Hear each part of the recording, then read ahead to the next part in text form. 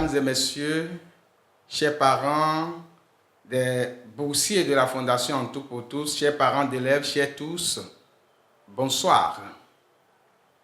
Après des mois de cours et des évaluations, vous avez, vous, chers candidats, appréhendé les difficultés que vous avez et ensemble avec les parents, vous pouvez maintenant aller à l'assaut de vos examens respectifs. Comme d'habitude, la Fondation En Tout pour Tous, sur l'inspiration de Mme Francine Aïssi-Ouani, la fondatrice, accompagne tous les candidats avec les classes numériques. Et cette année 2024, la classe numérique que nous avons essayé de proposer pour accompagner tous les candidats de notre pays, en particulier les boursiers de la Fondation En Tout pour Tous, est intitulée « Gestion du stress avant, pendant et après les examens ». Mesdames et messieurs, chers parents d'élèves, chers candidats, nous vous invitons donc à être attentifs pour que les quelques conseils que nous allons vous donner puissent vous accompagner pour une issue heureuse de cette année scolaire. Qu'est-ce que le stress? Souvent, on entend dire « je suis stressé, il est stressé ». Eh bien, tu me stresses, tu me partages ton stress. Qu'est-ce qu'on appelle stress? Le stress, en général, est une réponse de notre organisme face à une situation perçue comme exigeante et menaçante. Ça veut dire que la situation que nous avons devant nous est une situation que nous percevons comme une situation menaçante. C'est donc une perception. La perception que l'individu a entre les moyens dont il dispose pour atteindre un résultat et l'objectif qu'il se fixe pour atteindre. Donc, c'est l'écart entre les deux qui crée en cette dernière, donc en cette personne, le stress. Comment reconnaître donc le stress chez un apprenant? La première chose, il faut l'observer. Et en l'observant, il faut voir si l'apprenant dort trop ou bien il ne dort plus face à cette situation.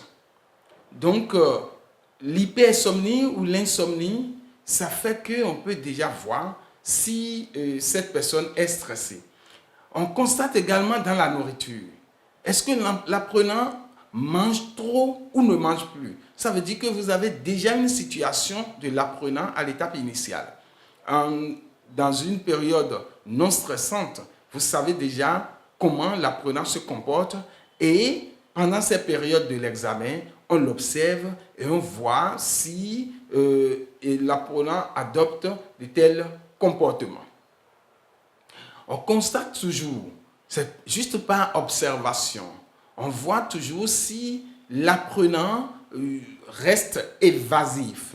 Est-ce qu'il regarde en l'air, il ne parle pas et puis il reste tranquille alors qu'il ne faisait pas ça? Donc, c'est les parents d'élèves qui vont nous aider à détecter les cas de stress au niveau de nos enfants. La présence parentale est très importante pour accompagner nos jeunes candidats. Donc, toujours en observant le jeune candidat, vous allez essayer de voir s'il n'est pas anxieux, s'il n'est pas nerveux. Et s'il est nerveux, alors tout de suite, vous pouvez déjà noter que tout ça, c'est des signes de stress. Vous pouvez voir si son rythme cardiaque, si éventuellement vous approchez, vous demandez à l'enfant, est-ce que ça va? Et il dit que son cœur bat un peu trop. Ah oui, ah oui, ah oui. Vous pouvez commencer par constater déjà que cet enfant est stressé parce que la libération de cortisol ou bien de l'adrénaline donne ce genre de comportement, donne ce genre de réactions physiologiques et psychologiques.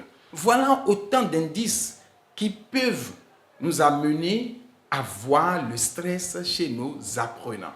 Alors, chers parents, faisons très attention pour que les apprenants puissent aller composer en toute quiétude et qu'ils ne succombent pas aux effets du stress.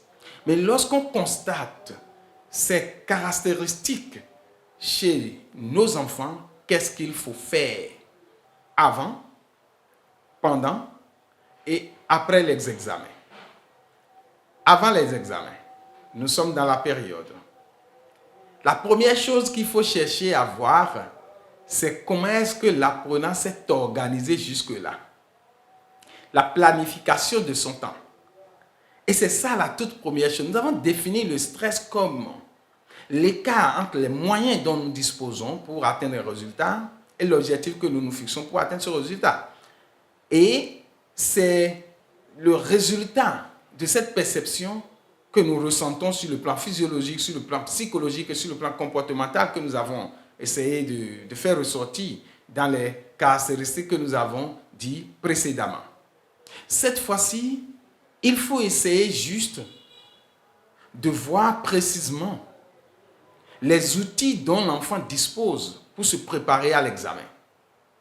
Avant la composition, donc, il faut revoir l'emploi du temps avec le jeune apprenant. Il faut revoir la planification du temps avec le jeune apprenant. Très souvent, le jeune apprenant, à l'approche des examens, se sent vide de toute connaissance. Pour lui, il n'y a plus rien dans la tête. Ah ben non, il y a des choses encore.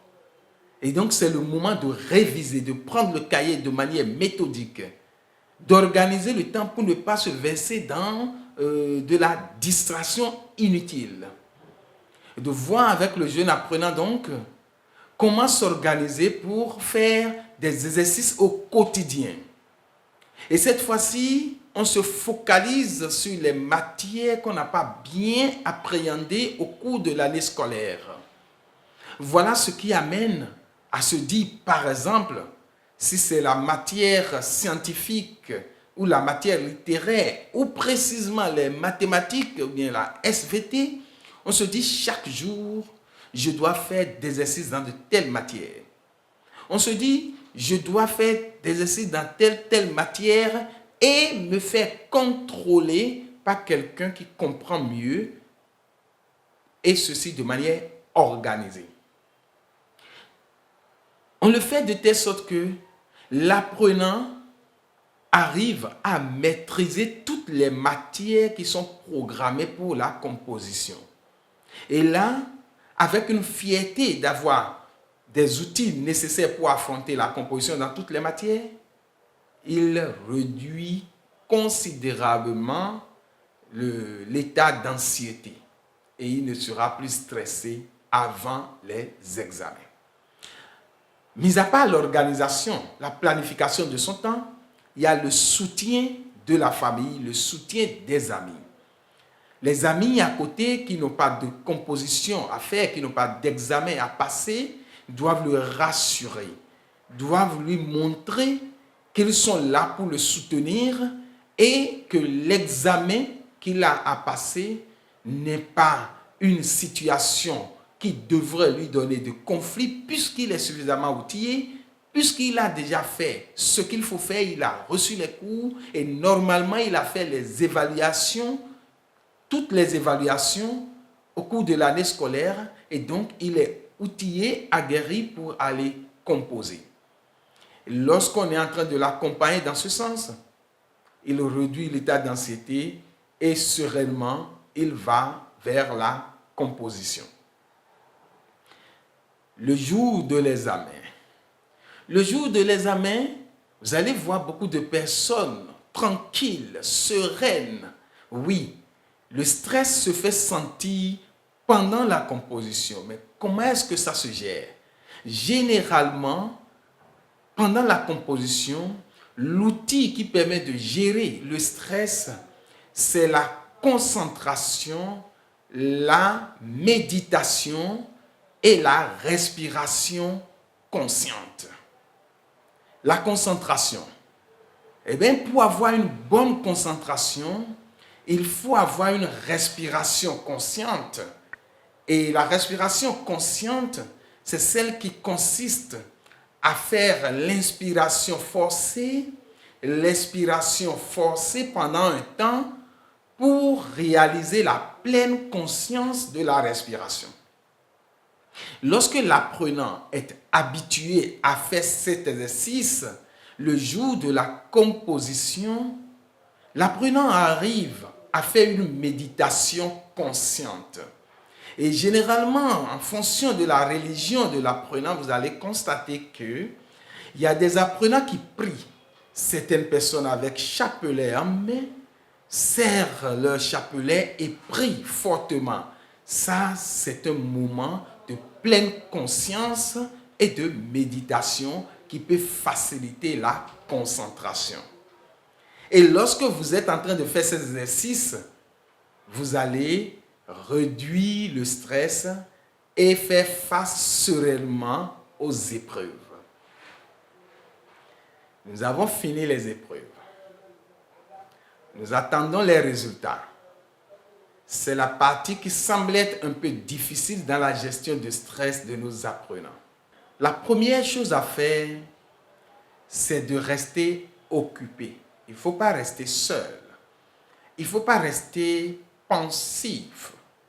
Il faut rester occupé et actif. Il faut faire quelque chose, il faut participer à ce qui se fait dans la société. C'est la première chose. Parce que plus vous êtes seul à penser encore à l'examen et aux résultats, vous serez stressé. Et sous le coup du stress, vous n'allez pas pouvoir faire autre chose. La deuxième chose, il faut quantifier le temps pour anticiper sur le résultat.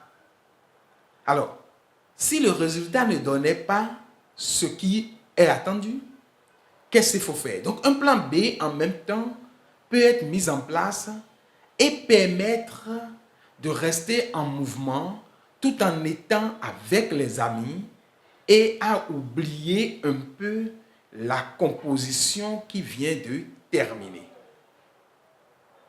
Le troisième point, il faut discuter.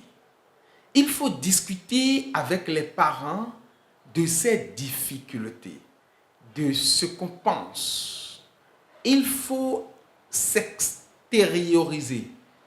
Il faut avoir tout au moins des amis avec lesquels parler non seulement de l'examen qui vient de terminer, mais également d'autres activités qui vont pouvoir être bénéfiques pour le bien-être du jeune candidat qui a fini de composer les examens de fin d'année. Il faut rester actif. Nous avons dit tout à l'heure, il faut faire du sport. Il faut faire des exercices physiques. Il faut tout faire pour transpirer au quotidien. Marcher, faire quelque chose pour ne jamais laisser le stress envahir son espace. Le point suivant, il faut se renseigner, c'est-à-dire demander les résultats, la composition, est-ce que la correction a commencé, quand est-ce qu'ils vont donner les résultats, mais il ne faut pas trop se focaliser sur le jour des résultats, mais il faut se renseigner. Il faut être sûr de savoir que les résultats vont sortir à tel jour, tel mois, telle semaine, voilà. Ça permet de se rassurer un instant sur ce qu'il faut faire et ce qu'il faut attendre. Lorsque vous mettez en place ces astuces et vous constatez que le stress continue de faire présence dans votre quotidien, vous devez consulter un spécialiste. Et le centre d'écoute et d'orientation à Maurice Laetitia de la Fondation En Tout pour Tous est ouvert pour ça. Lorsque vous constatez que vous n'arrivez pas à gérer votre stress, lorsque vous constatez que malgré les astuces que vous mettez en place, vous ne vous en sortez pas, alors allez nous voir au centre d'écoute et d'orientation à Maurice-Laetitia pour que les spécialistes puissent voir avec vous les causes réelles de votre état de stress pour pouvoir vous aider à vous en sortir. Chers candidats, ces quelques conseils vont certainement vous être utiles avant la composition, pendant la composition et après en attendant les résultats. Nous remercions Mme Francine Aïssi-Ouani qui a initié ces moments spéciaux pour accompagner nos candidats, que ce soit nos boursiers à la Fondation En Tout pour Tous, que les candidats sur le plan national. Rendez-vous l'année prochaine pour la classe numérique d'accompagnement de nos candidats 2025. Je vous remercie.